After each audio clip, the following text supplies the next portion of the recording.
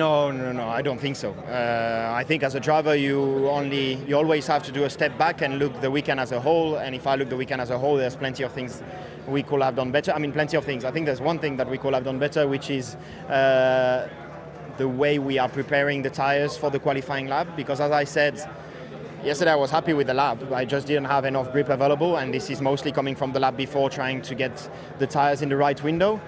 And from that moment, that puts us in a very difficult situation for the rest of the weekend, because starting P8, you cannot do much more.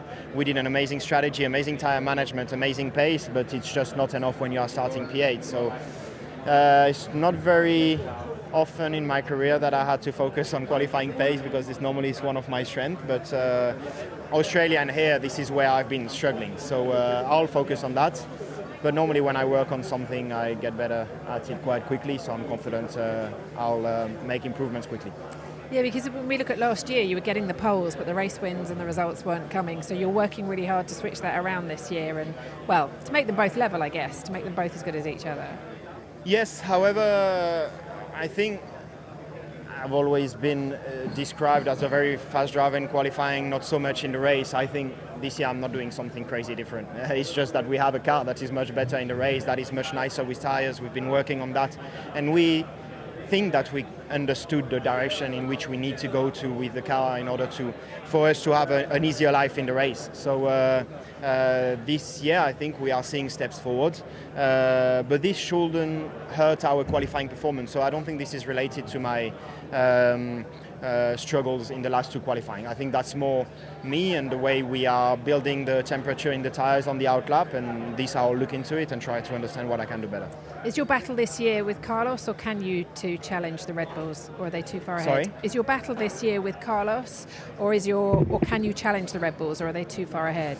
For now they are too far ahead, but we are doing a really good job at maximizing all the points since the beginning of the season. When we'll have the upgrades, maybe we'll be able to challenge them, and then maybe that will be the moment where we can put them under more pressure and hopefully take more and more points from them, and maybe we have a good surprise at the end of the year fighting with them for the World Championship Constructors. But I think it's going, realistically for now, it's a bit too optimistic. But we are not going to give up. We will keep focusing on ourselves, keep maximizing the points as we've done in the beginning of the season, and let's see. Sorry, yeah, I meant the challenge that's coming from Carlos. Is that tougher than it's been before? Have you seen the challenge coming from Carlos for you, is that tougher than before? Have you seen a different Carlos now that he's looking for a seat? Carlos has always been strong. I think one race he was a little bit stronger, one race I was a little bit stronger. He's been two races, he's been a bit stronger, and congratulations to him, and he's done a great job. And as I said, it's very clear to me where I need to work. It's mostly qualifying.